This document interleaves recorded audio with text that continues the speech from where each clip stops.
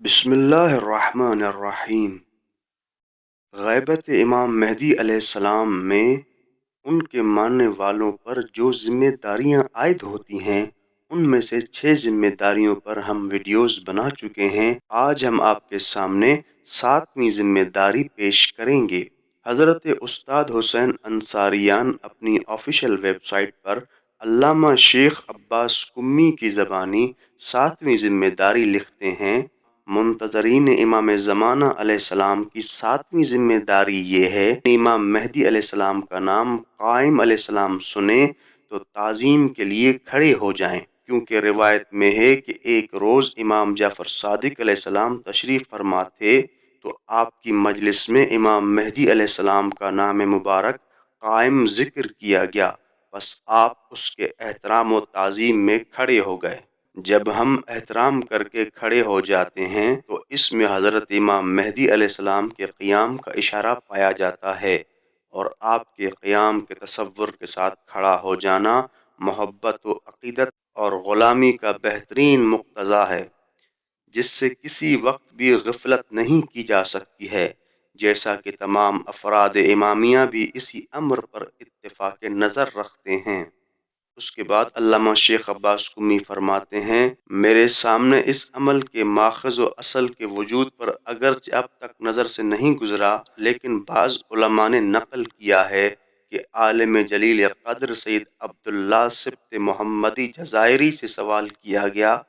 تو وہ مرحوم حضرت کی تعظیم و احترام میں کھڑے ہو گئے، لیکن عالم اور محدث آقا سید حسن موسوی نے فرمایا کہ میں علماء امامیہ میں سے ایک شخص عبدالرضا بن محمد نے جو متوکل کی اولاد میں سے ہے،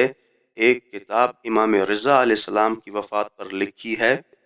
اس کتاب میں ایک روایت ہے کہ دیب الخزائی نے جب اپنا قصیدہ تائید امام رضا علیہ السلام کے لیے پڑھا تو جب اس قصیدے میں اس مصرے پر پہنچا جس میں امام مہدی علیہ السلام کا نام قائم لیا گیا تھا تو حضرت امام رضا علیہ السلام اس نام کو سن کر کھڑے ہو گئے اور اپنے پاؤں پر کھڑے ہو کر اپنا سر زمین کی طرف جھکا لیا، بعد اس کے کہ آپ نے اپنے ہاتھ کی دائیں ہتھیلی اپنے سر پر رکھی ہوئی تھی اور فرمایا: اللہم عجل فرجہ ومخرجہ وانصرنا بہ نصرا عزیزا۔ خدا مہدی علیہ السلام کے فرج و خروج یعنی مہدی علیہ السلام کے ظہور کو جلدی قرار دے اور اس کے ذریعے ہماری باعزت طور پر مدد و نصرت فرما۔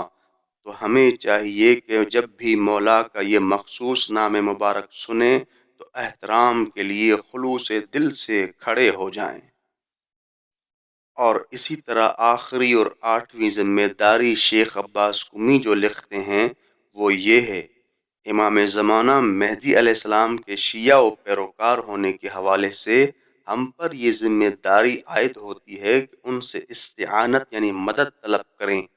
مصائب و آلام و شدائد و بیماریوں اور شک و شبہات کے فتنے سے حفاظت کے لیے آپ کی بارگاہ میں استغاثہ کریں۔ ضروری ہے کہ ہم اعتقاد رکھیں کہ آپ ہمارے لیے ہر طرح کے خیر و برکت کا وسیلہ ہیں، ہماری حاجات برلانے اور مشکل کشی کے لیے اللہ کی طرف سے مامور ہیں، چنانچہ آپ سے حاجت مشکل کشائی طلب کریں۔ روایت بتاتی ہے کہ قدیم زمانے سے لوگ آپ کے وجود اقدس سے طلب حاجت کرتے رہے ہیں اور آپ کے وجود پر نور سے رہنمائی پاتے رہتے ہیں،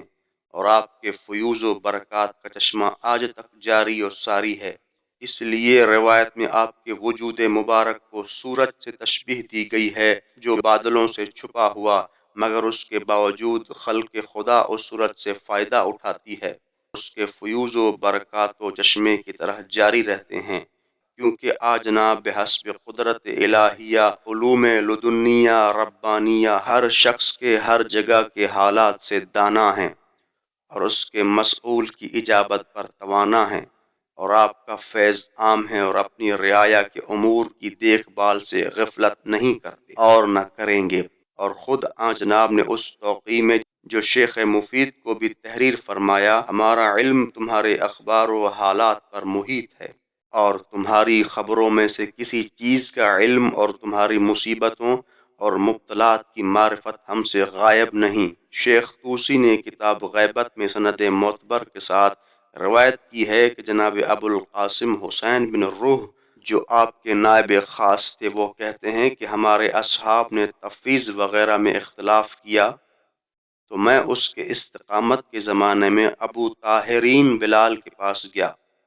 پس میں نے وہ اختلاف اس کو بتایا تو وہ مجھ سے کہنے لگا مجھے کچھ مہلت دو، پس میں نے اسے چند دن کی مہلت دی، پھر میں دوبارہ اس کے پاس گیا تو اس نے ایک حدیث اپنی اسناد کے ساتھ حضرت صادق علیہ السلام سے نکالی تو آپ علیہ السلام نے اس حدیث میں فرمایا کہ جس وقت خداوند عالم کسی امر کا ارادہ کرتا ہے اسے رسول اللہ کے سامنے پیش کرتا ہے، اور اس کے بعد امیر المومنین علی علیہ السلام اور ایک ایک امام زمانہ علیہ السلام پر، یہاں تک کہ یہ سلسلہ معرفت صاحب الزمان علیہ السلام تک یعنی امام مہدی علیہ السلام تک، اور پھر وہ دنیا کی طرف آتا ہے، اور جب ملائکہ ارادہ کرتے ہیں کہ کسی عمل کو اوپر لے جائیں یعنی آسمان کی طرف بارگاہ خداوندی میں لے جائیں، وہ پہلے امام زمانہ علیہ السلام کے سامنے پیش ہوتا ہے، یہاں تک کہ رسول خدا کی خدمت میں پیش ہوتا ہے،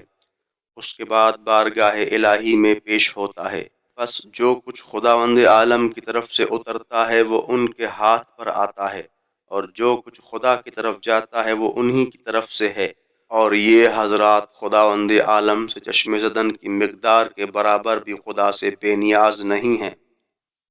ابو الوفا شیرازی کی روایت میں ہے کہ رسول خدا نے اس سے فرمایا جب تو درماندہ بیچارہ و گرفتار مصیبت ہو جائے تو حجت ابن الحسن علیہ السلام یعنی امام مہدی علیہ السلام سے استغاثہ کر، کیونکہ وہ تیری مدد کو پہنچیں گے، اور وہ جناب فریاد رس ہیں اور پناہ ہیں اس شخص کے لیے جو ان سے استغاثہ کریں۔ تو ہمیں چاہیے کہ جب بھی کوئی مشکلات یا پریشانی پیش آئے تو اپنے مولا حقیقی کے دامن کو تھام لیں اور خدا کی بارگاہ میں دعا کریں اور استعانت کریں، انشاءاللہ خدا خود مدد کرے گا۔ اس کے بعد شیخ عباس قمی فرماتے ہیں اور آخر میں میری دعا ہے کہ خداوند عالم اس مختصراً پرخلوص زحمت کو اپنی بارگاہ میں قبول فرما اور امام زمانہ امام مہدی علیہ السلام کو ہم سے خوش فرما، ہمیں امام زمانہ علیہ السلام کے حقیقی طلاب میں قرار دے اور آئندہ بھی اسی طرح کے کاموں میں شرکت کرنے کی توفیق عنایت فرما۔ اسی طرح کی مزید دینی معلومات کے لیے ہمارے چینل شیعہ لائبریری کو سبسکرائب کریں، لائک کریں اور شیئر کریں۔